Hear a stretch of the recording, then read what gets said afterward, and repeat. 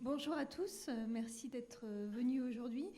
Nous sommes heureux d'accueillir dans le cadre des séminaires du mardi de l'EHESP, des séminaires de la chaire de recherche sur la jeunesse, Léa Lima, qui est donc maître de conférence en sociologie au CNAM à Paris et co-directrice du LISE, et qui va donc nous parler des catégories de jugement dans les politiques en direction des jeunes, dans les politiques d'insertion en direction des jeunes. Donc, je laisse donc la parole à Léa.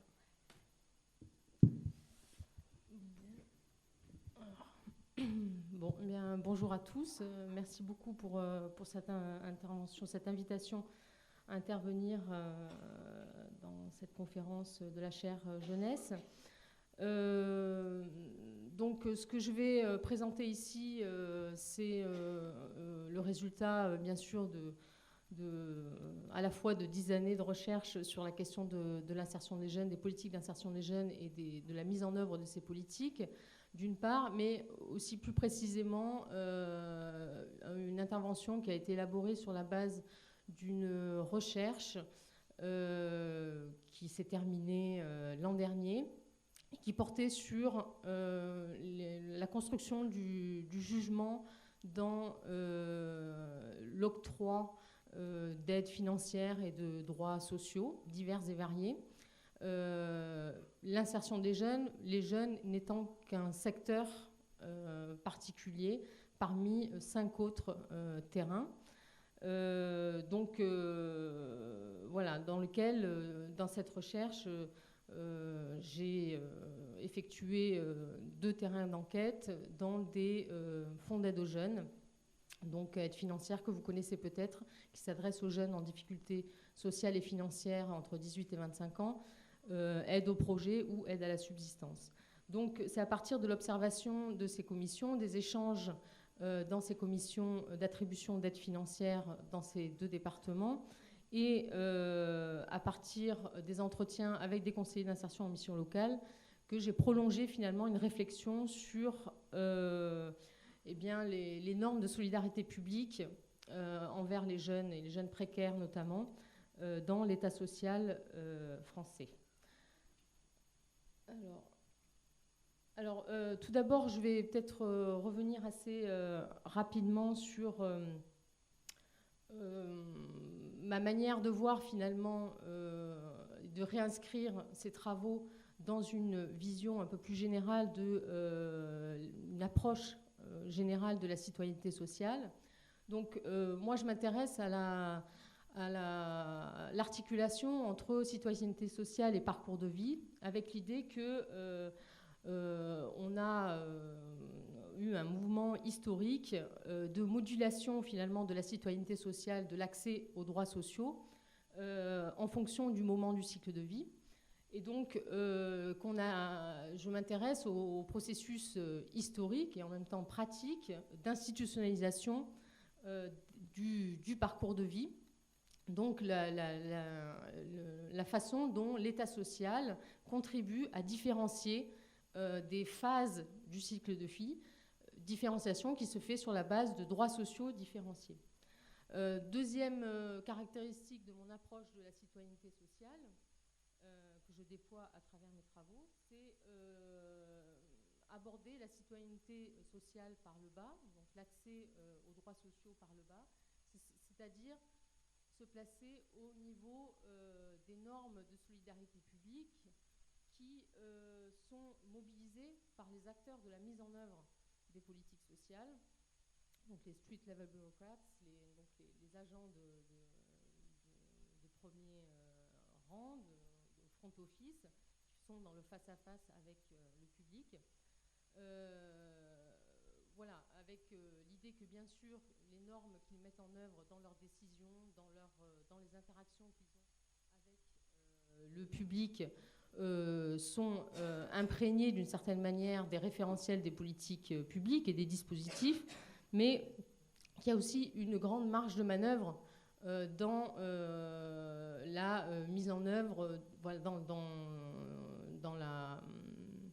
la mise en œuvre de normes, de valeurs dans ces interactions. Donc voilà, ce sont un peu les 2 traits saillants qui caractérisent un peu ma manière d'approcher finalement les politiques sociales de jeunesse, c'est-à-dire les politiques d'insertion.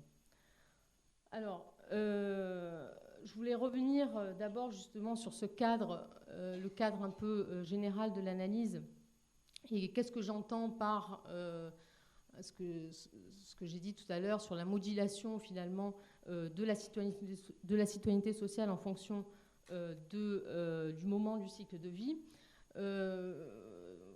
Moi, ce que j'ai pu mettre en lumière, c'est un processus historique d'institutionnalisation d'un âge ce que j'appelle l'âge de la primo-insertion, qui, entre la sortie de l'école et la stabilisation en emploi.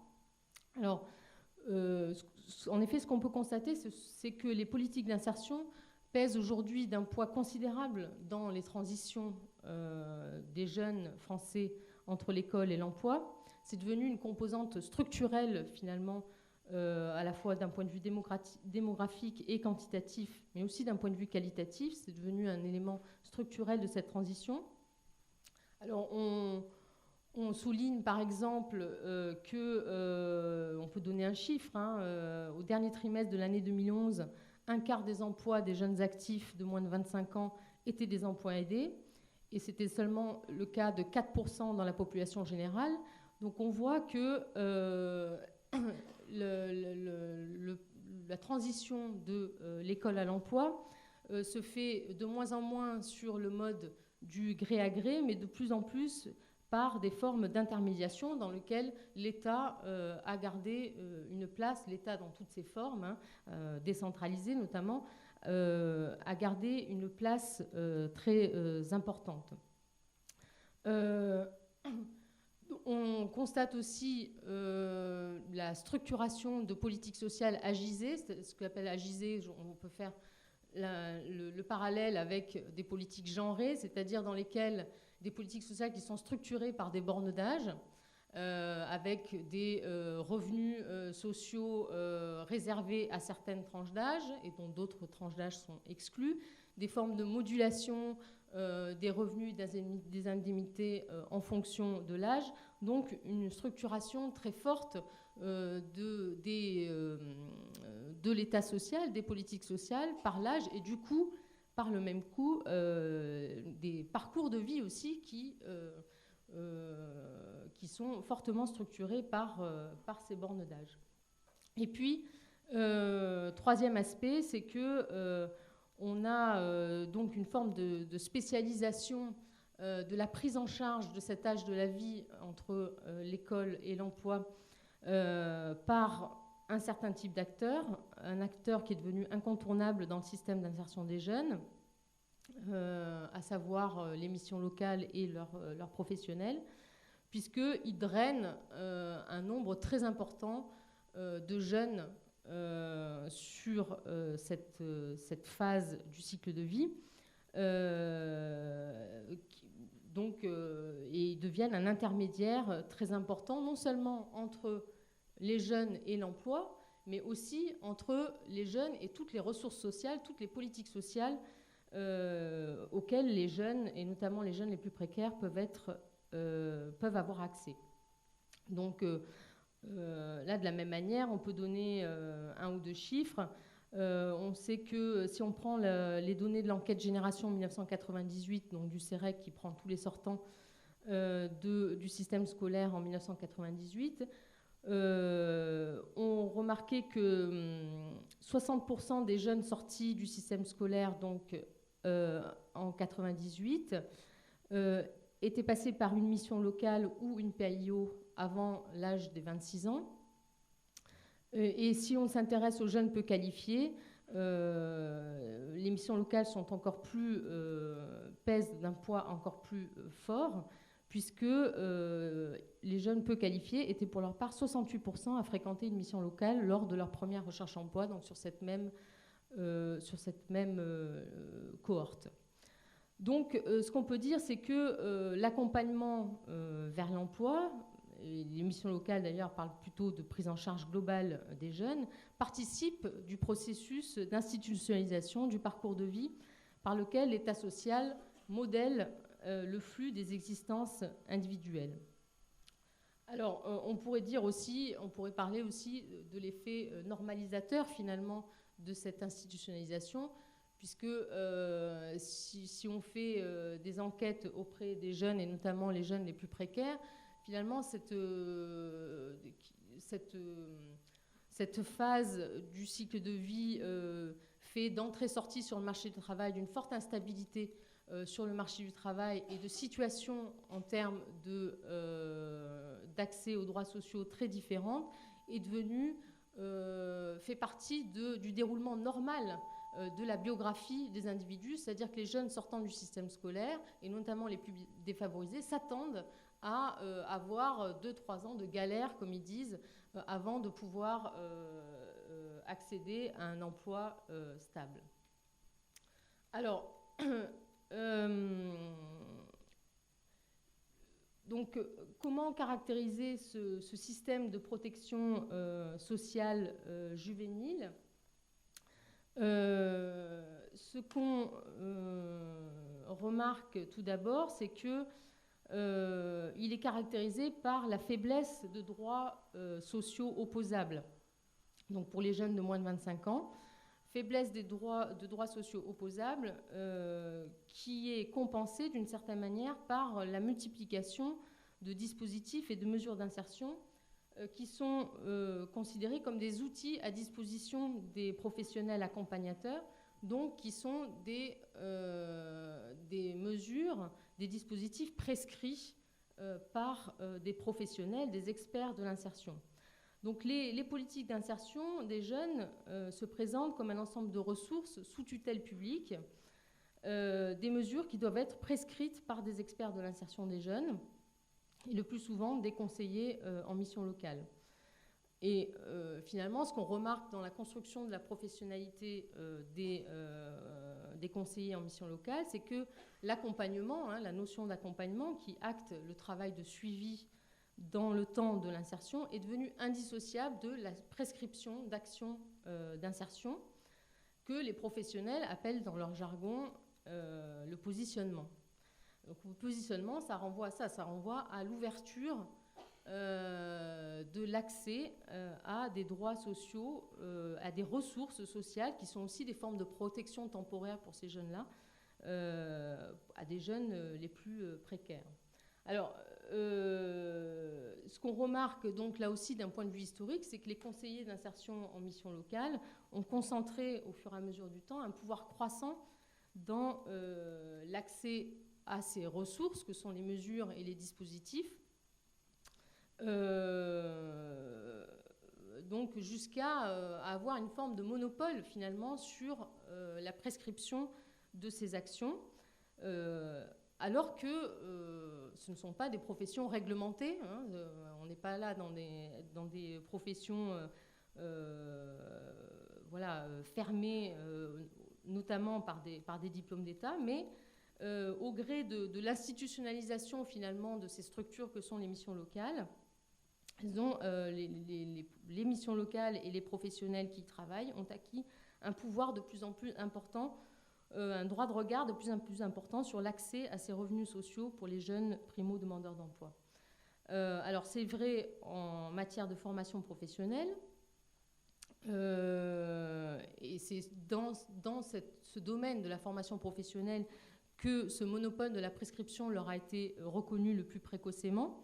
Dans la plupart des régions, les missions locales ont été confortées au fil du temps dans le rôle monopolistique d'orientation sur l'offre de formation professionnelle des jeunes. C'est une offre qui est conventionnée par le conseil régional. Donc ça veut dire que, en gros, si un jeune veut faire une formation professionnelle et être indemnisé par le conseil régional, il doit passer par une mission locale et un professionnel de mission locale qui doit valider finalement cette demande de formation professionnelle pour qu'il puisse rentrer dans le centre de formation et surtout bénéficier de l'indemnité du conseil régional. Donc voilà, ils sont devenus un intermédiaire incontournable. Si on regarde du côté des mesures d'accompagnement, c'est un peu la même chose. Les missions locales ont sur leur responsabilité directe une batterie de mesures d'accompagnement qui offrent des avantages financiers ou en nature. Donc on peut citer le dernier en date, le programme Civis, hein, qui peut être actionné de manière discrétionnaire par les conseillers et validé par la direction de la mission locale. Et ça donne la possibilité de bénéficier d'une allocation interstitielle de 900 € cumulés sur l'année. C'est pas grand-chose, hein, je vous le concède, mais en même temps, c'est un peu tout ce qu'il y a. Et puis, on peut aussi y ajouter les dispositifs maison, c'est-à-dire tout un tas de fonds d'aide qui vont varier d'un territoire à l'autre, que les missions locales, soit la direction, soit les conseillers eux-mêmes, peuvent gérer en direct, en toute discrétion et sans intermédiaire. Troisième aspect, troisième domaine finalement dans lequel les conseillers en mission locale, les missions locales ont un pouvoir important, c'est aussi sur l'emploi aidé, même si ça a été longtemps la chasse gardée des services publics de l'emploi, de l'ANPE puis de Pôle emploi. On voit que la tendance est à déléguer finalement l'orientation sur des contrats aidés vers les missions locales, quand on pense par exemple aux contrats d'autonomie. Et enfin, on peut parler de l'aide sociale, donc sous la responsabilité des conseils généraux. Donc, les fonds d'aide aux jeunes sur lesquels j'ai plus particulièrement travaillé, qui ont été décentralisés depuis 2004, ont repris peu ou prou l'organisation telle qu'elle avait été imaginée par l'État, qui met, encore une fois, les missions locales, les professionnels de missions locales au centre du dispositif, puisque les demandes d'aide financière sont à la fois instruites et recommandées par des professionnels de l'insertion à 80%, 85% des conseillers en mission locale. Ces demandes d'aide sont donc instruites et sont montées par ces conseillers en mission locale, transmises à des commissions d'attribution des aides, commissions qui comptent parmi leurs membres des représentants des missions locales eux-mêmes en tant qu'experts de l'insertion des jeunes. Donc, dans ce système-là, il est difficile pour un jeune de présenter une aide financière, soit pour sa subsistance, soit pour un projet, sans avoir l'aval et le soutien de son accompagnateur, de son référent, de son conseiller. Alors, ce qu'il faut voir, c'est que le degré d'autonomie et de maîtrise dont disposent les conseillers en mission locale, donc ces street-level bureaucrates, dans la prescription varie d'un dispositif à un autre. Pour la formation, ils sont totalement libres de leur choix, ils sont assez peu contrôlés finalement dans l'orientation, dans le positionnement sur la formation, mais ils vont être plus encadrés dans les programmes nationaux d'aide à l'emploi, encadrés à travers des indicateurs de performance ou la définition du public cible. Et de ce point de vue, le fonds d'aide aux jeunes est un cas un peu intermédiaire, puisque ce dispositif n'impose aucun objectif gestionnaire aux professionnels, mais que leur décision de positionnement, c'est-à-dire leur décision de monter finalement une demande de fonds d'aide aux jeunes auprès de la commission, est soumise à l'appréciation d'une commission pluripartenariale dans laquelle on retrouve des représentantes, des représentants, plus souvent représentantes du Conseil général qui président ces commissions, des collègues, des pairs conseillers en mission locale, mais aussi parfois des éducateurs et même des élus dans certains cas. Et ces commissions fonctionnent comme une instance de légitimation ou au contraire de délégitimation de l'expertise de ces conseillers. Donc, il me semblait important de replacer un peu, finalement, le fonctionnement de ces commissions, puis les normes qui apparaissent dans les décisions d'attribution du fonds d'aide aux jeunes, dans ce système d'insertion plus vaste et plus complexe, qui donne sens aussi à ces décisions et à la manière dont ces décisions sont prises. Alors, dans ce système d'insertion qui fonctionne comme un marché à prescripteurs, il y a une étape essentielle qui revient dans la bouche de tous les professionnels, c'est la question de la validation du projet. En fait, la validation du projet déclenche d'une certaine manière la prescription ou le positionnement ou le montage d'un dossier pour une mesure, un dispositif quelconque, et c'est vrai aussi pour le fonds d'aide aux jeunes. On sait que le projet est devenu un objet conceptuel totalement consubstantiel au champ de l'insertion et notamment de l'insertion des jeunes. Il fait partie de la culture professionnelle que le novice acquiert par immersion dans le milieu de l'insertion. Et tous les formulaires de demande d'aide comprennent un encart dans lequel le demandeur est prié d'exposer son projet d'insertion.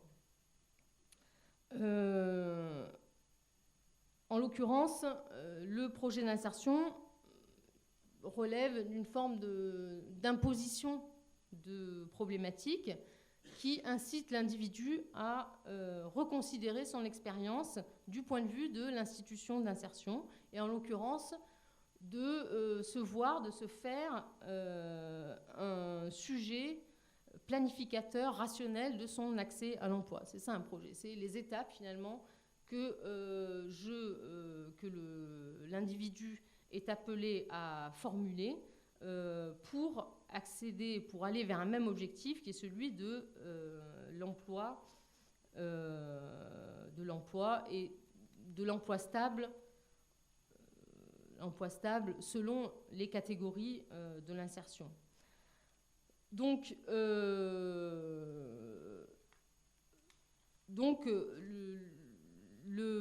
ici, il s'agit de considérer l'individu et sa demande sous l'angle du projet d'insertion, ce qui revient aussi à utiliser une représentation incrémentale du moi. C'est Martin Colli qui utilise cette expression, c'est-à-dire l'idée que le développement de l'individu repose essentiellement sur des mécanismes internes à sa personne et non sur des événements extérieurs, que ces événements soient de nature économique, politique ou même domestique.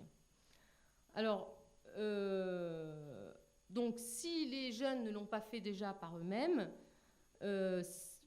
quand ils se présentent à la mission locale, ils sont pressés de reformuler leurs demandes de services, leurs demandes d'aide, leurs demandes de droits, leurs demandes d'emploi, éventuellement, dans des termes codifiés du projet d'insertion. Et d'un certain point de vue, le projet s'oppose à la demande. C'est aussi des expressions, des formulations qui reviennent souvent dans la bouche des professionnels de l'insertion, c'est-à-dire cette catégorie de jeunes qui sont dans la demande. Les jeunes qui sont dans la demande sont des jeunes qui peuvent avoir un recours à la solidarité publique considéré comme trop automatique, mais aussi qui ne sont pas convertis à cette doxa, à cette idéologie du projet.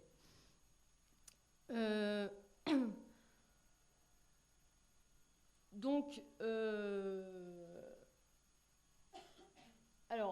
on a l'élaboration de ce projet un peu de manière systématique.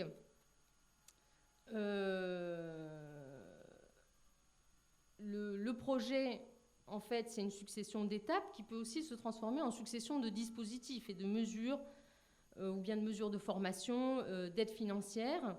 Et là, on a l'idée que les acteurs de l'insertion doivent s'assurer que ces dispositifs, ces mesures de formation, ces aides financières qui sont demandées ne sont pas pris pour eux-mêmes, mais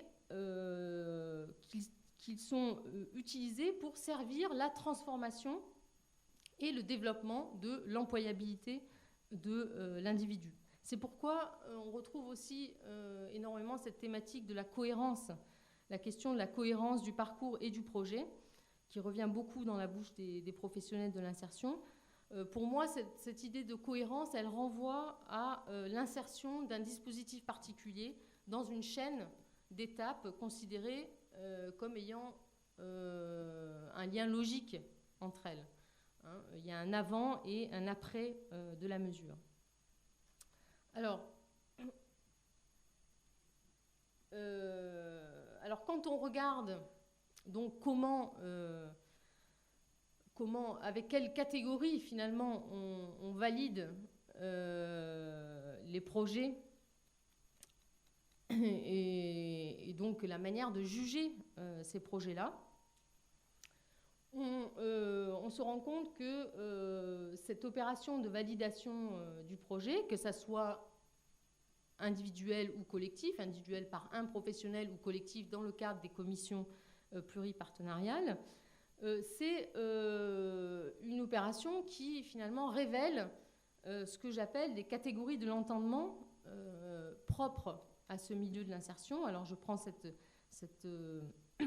expression à Bourdieu et Saint-Martin qui parlait des catégories de l'entendement professoral, mais on peut tout à fait transposer finalement cette idée à cet autre milieu professionnel qui est l'insertion des jeunes, c'est-à-dire les catégories de l'entendement de l'insertion, en l'occurrence, ce sont les formes spécifiques de classification, de jugement, on pourrait dire, qui président aux décisions d'ouverture et de fermeture de l'accès à des ressources publiques.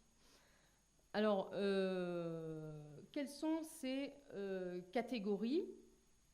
Ces catégories de l'entendement, elles transparaissent à travers le jugement sur le bon projet d'un côté, bon projet qui doit être cohérent avec un parcours, ce qui fait qu'on parle de parcours et de projet cohérents.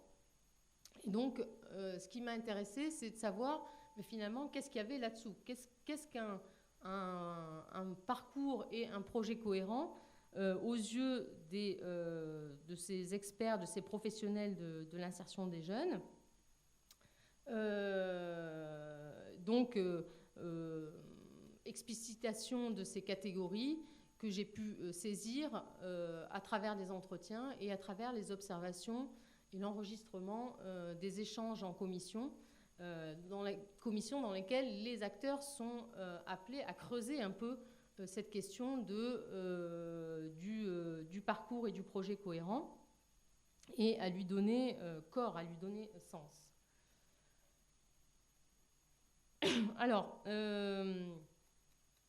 donc, je vais sur ces catégories de l'entendement, je soulignerai 3 points. D'une part, quelque chose qui me tient à cœur, pour ceux qui me connaissent, c'est à savoir la question des normes d'âge. Donc, comment, en fait, ces manières de juger les parcours sont traversées, sont structurées par des normes d'âge. Donc, l'articulation entre normes de solidarité publique et normes d'âge, d'une part. D'autre part, donc deuxième point, c'est sur qu'est-ce qu'un parcours cohérent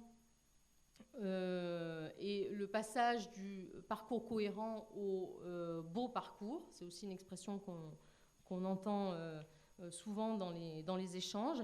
Et enfin, le troisième point, c'est sur le glissement de la norme de parcours vers la norme de suivi, c'est-à-dire la relecture institutionnelle finalement de la biographie des individus.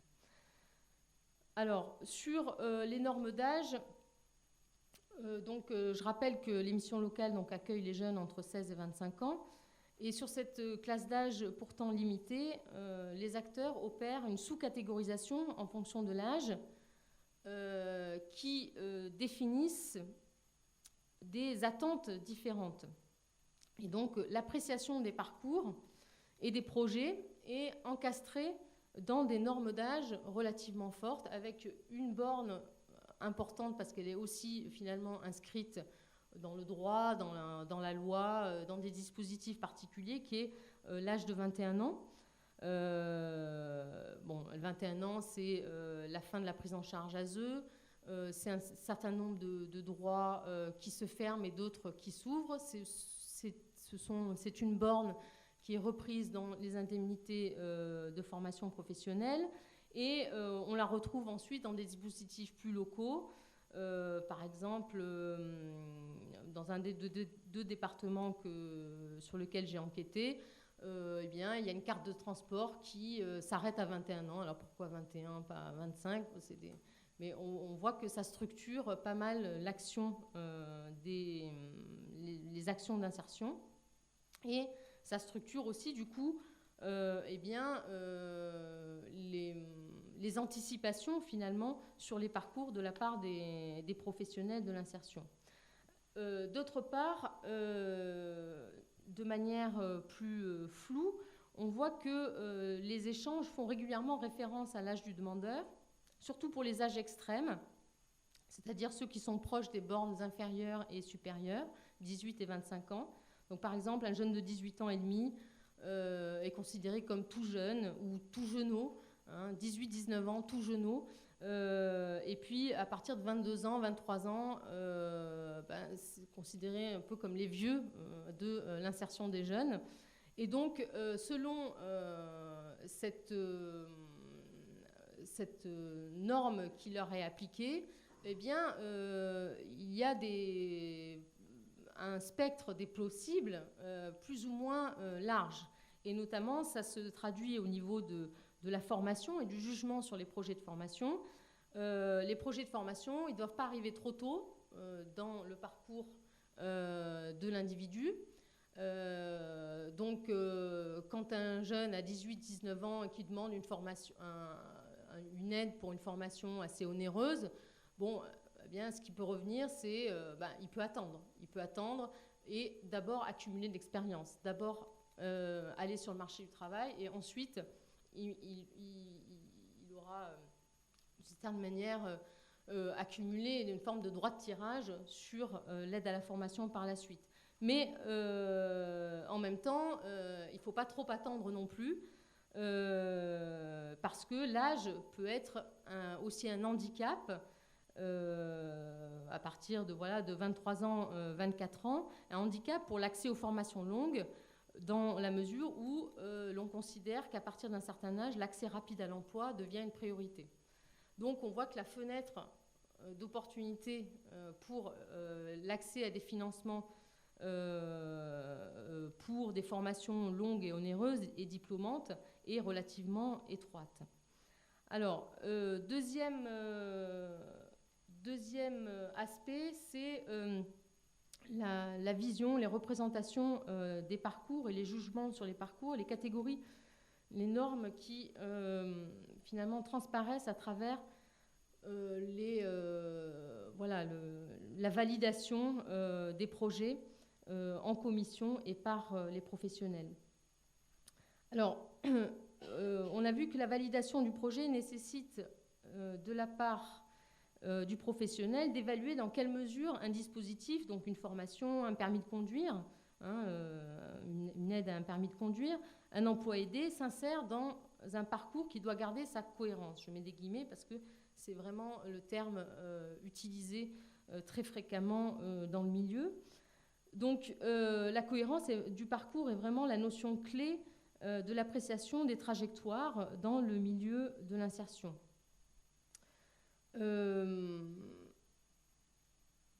Alors, il faut bien voir que ce jugement sur les parcours, il porte la marque du contexte dans lequel il est produit, puisque, en l'occurrence, dans le fonds d'aide aux jeunes, il s'agit de distribuer une aide financière qui est considérée comme une ressource rare.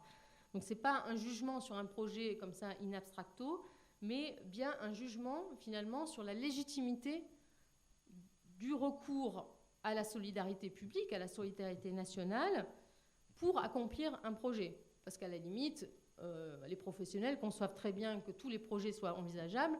Le problème, c'est quel projet légitime, aidé par la nation, aidé par la société. Et donc, on voit bien sûr là ce jugement sur les parcours et ce jugement sur les projets qui va être investi de toute la dimension morale attachée à la sphère de l'assistance et de la solidarité publique. Alors, dans cette optique, le parcours cohérent est une trajectoire donc de transition de l'école à l'emploi qui est marquée par plusieurs caractéristiques. Tout d'abord, il est linéaire. il est linéaire, notamment en termes de branches professionnelles.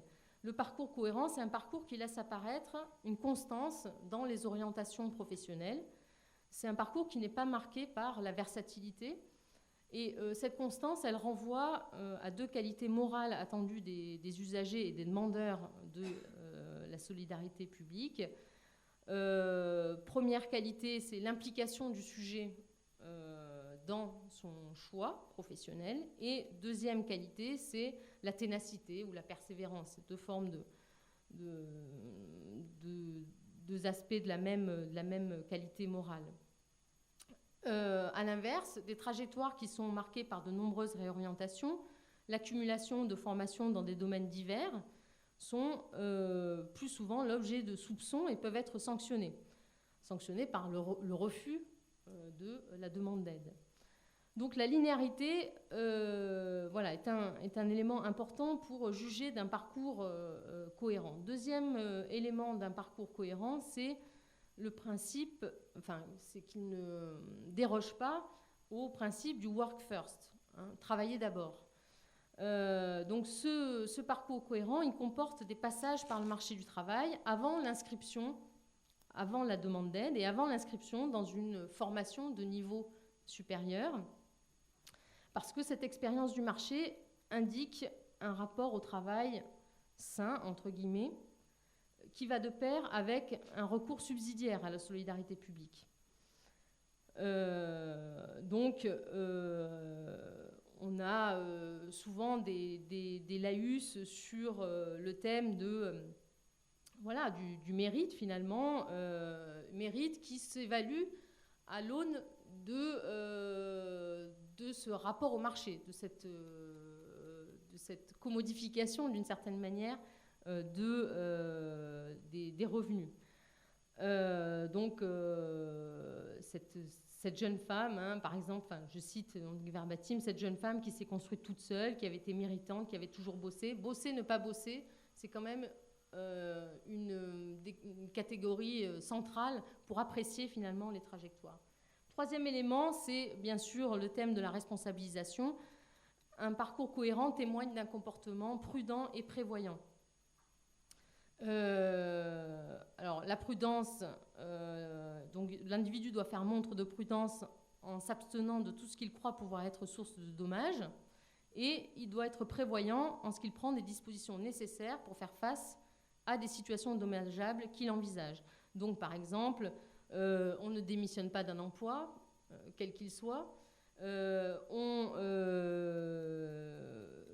on profite de périodes d'indemnisation pour investir dans sa formation, etc. etc. Donc, voilà. Et dernier aspect, c'est ce que je viens de dire, c'est-à-dire l'idée que le principe de prévoyance est articulé à une logique de l'investissement. Le parcours doit témoigner d'un ethos de gestionnaire de son propre capital humain, c'est-à-dire que on s'attend à ce que, l'individu se comporte comme un entrepreneur de soi-même, d'une certaine manière, et qu'il investisse dans sa propre formation, dans son propre développement humain. Et donc ça, c'est une autre facette, finalement, de la logique de l'activation. Alors, à côté du parcours cohérent, et au-dessus, on pourrait dire, il y a le beau parcours. Alors, qu'est-ce qu'un beau parcours aux yeux des professionnels? C'est un parcours cohérent, mais qui possède une qualité supplémentaire, c'est qu'il est ascendant. C'est-à-dire qu'il est conforme à une logique de carrière ascendante, une norme de progression dans la trajectoire sociale, et donc sont particulièrement valorisés les parcours méritocratiques, républicains, qui ont permis à des jeunes des quartiers, entre guillemets, d'origine modeste, d'accéder à, par exemple, une école de commerce ou quoi au caisse. Donc ça permet de compenser éventuellement une forme de dépassement des ressources par l'application de cette norme de progression. Donc, voilà. Et dernier aspect sur les catégories de l'entendement de l'insertion des jeunes, c'est les normes de suivi. Donc, ce qui transparaît à travers l'activité de jugement dans l'octroi d'aides financières et dans l'appréciation que portent les professionnels de l'insertion sur les parcours des jeunes, c'est que le parcours qui intéresse les acteurs de l'insertion ne recouvre pas exactement la biographie de l'individu.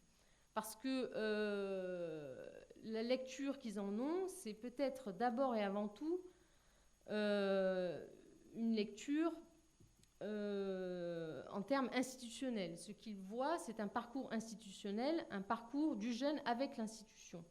Et donc, on voit à travers les récits de trajectoire et de parcours, en fait, des parcours qui retracent les relations que l'individu entretient avec l'institution, et notamment avec les missions locales, et vice-versa. Certes, quand on raconte une trajectoire de jeunes pour pouvoir avoir accès au fonds d'ado jeunes, on retrace des états sur le marché du travail. Il a été au chômage tant de temps, il a fait tel petit job, etc. On relate aussi certains événements domestiques dans la vie de la personne, mais le récit abrégé, condensé de la trajectoire passée est aussi celui d'une certaine absence ou présence de l'individu aux institutions de l'insertion elles-mêmes. Et en quelque sorte, le parcours tel qu'il est mis en scène par les conseillers d'insertion dans les entretiens ou dans les avis qu'ils donnent sur les demandes d'aide financière, ces parcours rendent compte d'un rapport docile ou au contraire réfractaire des jeunes aux institutions d'intermédiation.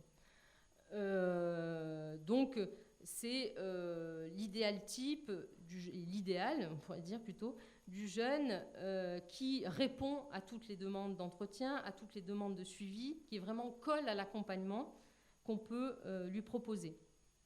Et cette évaluation finalement longitudinale du rapport à l'institution, il est facilité aussi par les outils dont disposent les professionnels. Notamment le logiciel de gestion, par exemple, Parcours 3, et les indicateurs de performance qui font le distinguo entre le premier accueil et les jeunes en suivi. Donc, et aussi tout le référentiel de l'accompagnement des parcours, accompagnement qui est une mission qui fonde l'identité de ces professionnels de la mission locale, notamment par rapport à d'autres professionnels de l'emploi, comme les conseillers Pôle emploi, par exemple. Donc, cet accompagnement dans le temps et ce suivi dans le temps, ça fonde leur identité, c'est ce qui fait qu'ils se reconnaissent comme professionnels. Mais cette identité professionnelle, elle se répercute sur les jeunes et le regard que les professionnels leur portent, puisque les jeunes se voient appliquer ces normes de suivi qui fondent l'identité professionnelle des conseillers. Ils se voient appliquer ces normes de suivi qui appellent donc une régularité, un suivi dans la fréquentation des structures, le respect de l'ordre prescrit des étapes du parcours d'insertion, etc. Donc, à l'opposé des jeunes qui sont dans la norme, il y a des jeunes déviants de cette norme de suivi qui, eux, vont avoir une fréquentation intermittente, viennent à la mission locale pour demander une aide, puis disparaissent, manquent des rendez-vous, etc., etc. Et ces jeunes-là risquent fort de se voir sanctionnés finalement dans leurs demandes, demande d'aide, demande de services, demande d'emploi. Alors, en conclusion,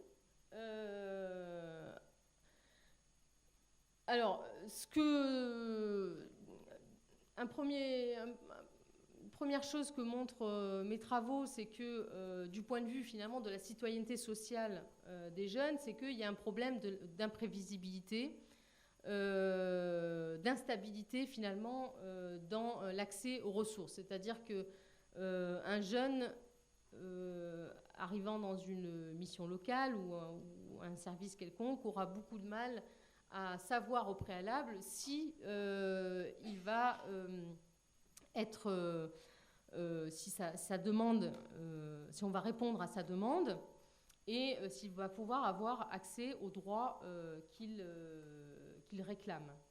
Donc ça, du point de vue de la conscience du droit et de la construction donc, de la citoyenneté sociale, c'est quand même problématique. Et c'est vrai que ça produit aussi tout un tas de sentiments un peu contradictoires chez les jeunes, notamment un sentiment d'injustice, parfois devant les décisions qu'ils jugent arbitraires, parce qu'ils n'ont pas accès aux catégories finalement de jugement qui sont portées sur eux et sur leur projet.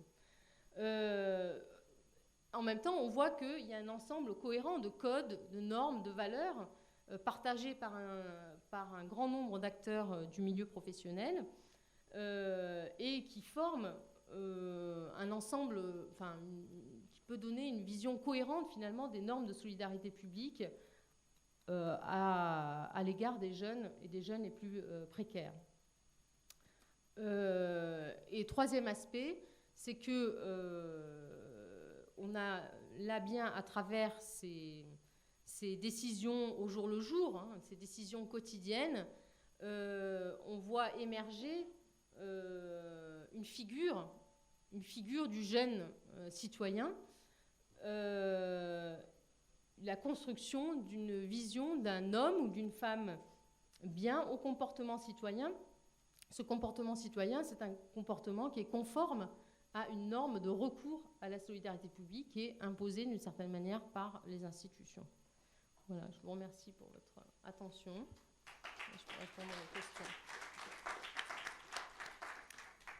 Merci beaucoup Léa. Je vais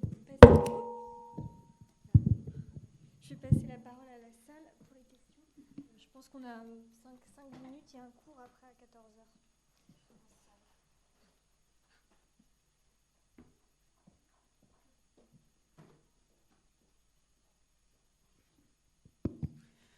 Bonjour, Najat Zouane, Direct Bretagne, en charge de l'insertion professionnelle des jeunes. Juste quand même pour clarifier, préciser des points.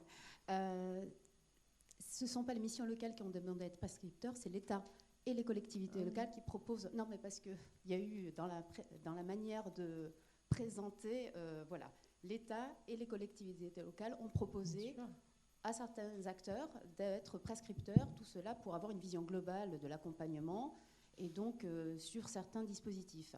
Le fait que les enveloppes étant très contraintes, très limitées, forcément, il y a des critères d'attribution des aides. Et ce sont ceux qui proposent les aides, que ce soit l'État et les collectivités, qui fixent ces critères, et non pas ceux qui les prescrivent. Un point important quand même, vous parlez de service public de l'emploi. Les missions locales font partie du service public de l'emploi. Et dans les prescripteurs, que ce soit des contrats aidés, vous avez les missions locales, Pôle emploi maintenant et Cap emploi. Donc ce ne sont pas uniquement voilà, les missions locales et Pôle emploi. Et puis vous parlez des bornes d'âge. De toute façon, il y a des bornes d'âge, vous l'avez précisé, mais juste pour préciser, pour tous les dispositifs, l'alternance, elle est liée aux aides, puisque l'indemnisation n'est pas la même, etc. Donc l'arbitrage aussi se fait par le jeune, c'est-à-dire il a tout intérêt à aller vers tel et tel dispositif, donc même si c'est un choix contraint, mais les choix sont souvent contraints. Et puis l'accès à l'emploi et le fait que vous parlez de Work First, forcément les arbitrages se font à un moment donné dans l'accompagnement vers... chaque acteur public va définir à quoi vise l'accompagnement. Et dans ces orientations proposées à ces acteurs, donc sans les missions locales, mais Pôle emploi et tout autre, il est défini justement ce cadre-là. Donc l'accès à l'emploi fait partie d'une priorité définie par l'État, donc first, et c'est aussi l'intérêt du jeune aussi. Après, vous parlez de parcours linéaire ou pas linéaire, il est évident que les jeunes n'ont pas de parcours linéaire et que l'ensemble des acteurs, de plus en plus, on travaille de la non-linéarité des parcours, les parcours plutôt assurés, et donc la nécessité de prendre en compte ces parcours. Voilà, donc c'est juste pour préciser ces points. Emmanuel Castelin, Association régionale des missions locales de Bretagne. Effectivement, je pense que c'est important de redire que, vous l'avez dit un peu, mais après, au fil de la présentation, on ne le perçoit plus autant. On applique une politique voulue par les pouvoirs publics, que sont l'État, qui amène de plus en plus, effectivement, à contractualiser la relation d'accompagnement entre le professionnel d'une mission locale et le jeune. Vous avez évoqué le CIVIS, par exemple. Donc le CIVIS, l'enveloppe budgétaire est très loin des normes. L'allocation civique, c'est très loin des normes évoquées au jour d'aujourd'hui. Hein. On est loin des 900 €. Moi, je vous dis, le budget en Bretagne, c'est 175 € par jeune qui entre dans le dispositif. Donc, c'est une moyenne, mais ça veut dire qu'on est loin d'être capable de pouvoir donner 900 € par an. Alors même si l'affichage, les textes disent que c'est 900, il y a une réalité, et je pense que ça a été insuffisamment dit dans votre propos, qu'un certain nombre d'arbitrages sont aussi liés d'une part aux enveloppes budgétaires, d'autre part à l'articulation de ces enveloppes, c'est-à-dire ce qui est possible sur un territoire parfois ne l'est pas sur un autre parce que les dispositifs d'aide ne sont pas les mêmes. Vous avez parlé des aides à la mobilité, et c'est vrai que ça, c'est une des aides les plus variables en fonction des territoires. Donc je pense que c'est important aussi de redonner ces éléments-là dans le contexte. On est dans un accompagnement qui est de plus en plus normé, contractualisé, défini par les financeurs que sont l'État et le Conseil régional, y compris, puisque les missions locales en Bretagne accompagne des jeunes dans des contrats d'accompagnement qu'on appelle le CAC. Donc, dire que les professionnels concentrent des pouvoirs ou sont acteurs de tout cela, on est amené aussi, en tant que professionnel, à regretter certaines contraintes des dispositifs qui font qu'aujourd'hui, un jeune peut être amené à signer XY CERFA, d'accompagnement. Vous parlez de normes d'accompagnement, de nombre d'entretiens. Tout ça est codé et défini par la loi pour le CIVIS depuis 2005. Donc ce n'est pas des choses récentes. Voilà, je trouve qu'il y a un certain nombre de choses qui prennent insuffisamment le contexte. Vous avez évoqué le contrat d'autonomie. Le contrat d'autonomie n'a pas été mis en œuvre par les missions locales. Hein. C'est un appel d'offres de l'État. Fait auprès d'opérateurs privés. Aujourd'hui, il y a un contrôle IGAS qui montre qu'il y a eu vraiment escroquerie sur ce dispositif. Donc, j'aimerais bien qu'on fasse la part des choses. Faut faire attention à ça. Vous parlez du fait qu'il n'y a pas de contrôle sur l'accompagnement de la prescription en formation. Alors là, c'est vrai que moi, je ne peux pas être d'accord avec ce que vous dites là. Bien sûr, il y a un contrôle. Il est a posteriori. Il n'est peut-être pas a priori. Il est a posteriori, puisque on fait régulièrement, on transmet les bases de données que vous avez évoquées au Conseil régional, qui fait des analyses des parcours. Et concernant la linéarité des parcours, d'ailleurs, c'est une attente de la société que d'avoir des parcours linéaires. Et je pense que les professionnels essaient de faire valoir que les parcours des jeunes ne sont pas linéaires. Et essaient de faire passer ces messages-là. Mais c'est vrai que quelquefois, pour obtenir des soutiens financiers, il faut donner cet argument-là aux financeurs. Je voulais rappeler que les aides sont conditionnées effectivement au projet. Ça, c'est pas non plus un choix.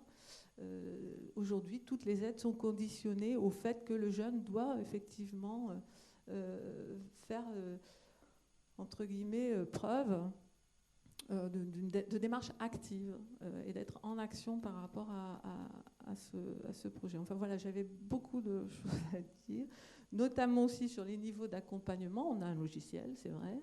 Il y a 3 niveaux d'accompagnement dans le logiciel. Il y a les accompagnements, il y a des programmes qu'on appelle des accompagnements renforcés qui fixent un nombre d'entretiens.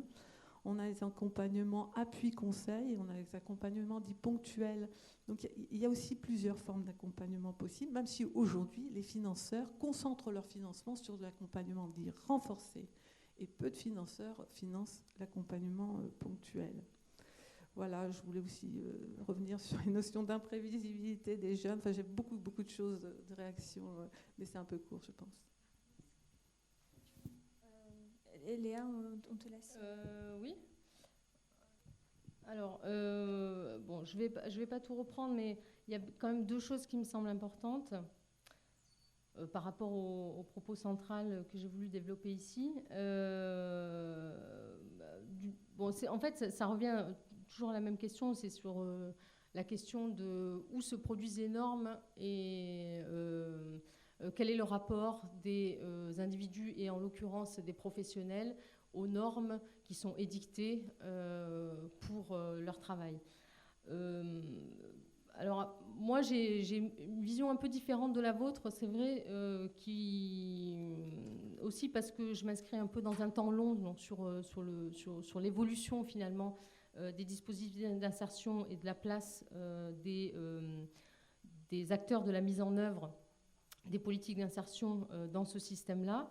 Moi, je constate quand même que, alors bien sûr, il y a selon les dispositifs, ça peut varier, mais si on regarde l'évolution depuis le début des années 80, on a eu quand même des dispositifs, des programmes nationaux qui ont laissé une marge de manœuvre dans la définition des normes de solidarité publique, que sont par exemple la définition du public cible et les critères d'attribution, à mon avis, qui ont laissé une marge de manœuvre de plus en plus grande aux acteurs locaux et aux acteurs de terrain. Et le Fonds d'aide aux jeunes est un exemple flagrant de cette grande liberté, dans cette autodétermination des critères d'attribution par le comité. Quand on voit,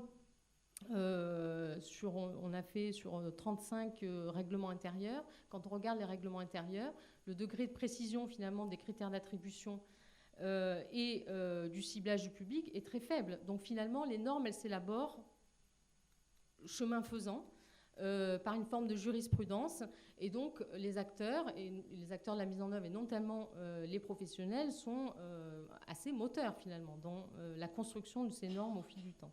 Et donc voilà, bon après, sans doute que pour les professionnels, c'est encore trop contraint, peut-être, mais si on se place dans le temps long, on remarque que par rapport à des dispositifs jusqu'à la fin des années 80 où on avait une spécification systématique et très forte en termes de niveau de formation, en termes de statut sur le marché du travail, etc.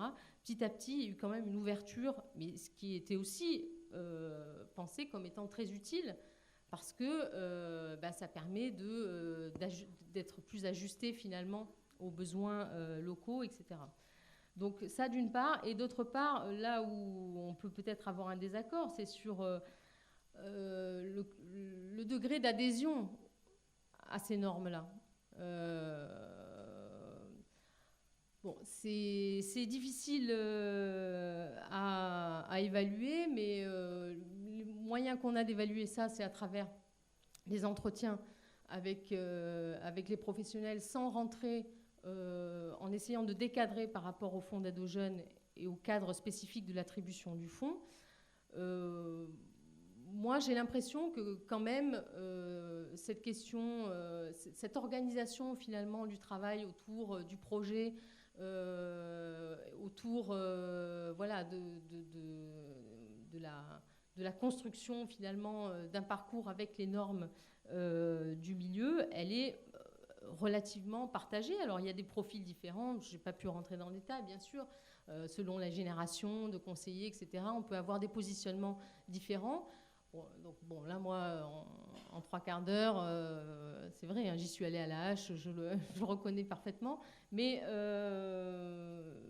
aussi parce que je veux dire quelque chose sur la construction d'un milieu professionnel, et voilà, milieu professionnel qui se construit aussi à travers un partage d'un certain nombre de manières de faire, de manières de penser et de manières de voir le monde et notamment les publics. Voilà. Merci beaucoup, Léa. Malheureusement, il n'y a pas le temps pour d'autres questions, parce qu'il y a un cours ensuite à 14h dans le petit amphi. Voilà, je vous remercie beaucoup d'être venus. La prochaine séance de séminaire sera donc le 8 avril, et ce sera Patricia Loncle qui interviendra sur les valeurs dans les politiques jeunesse. Voilà. Merci beaucoup. Merci.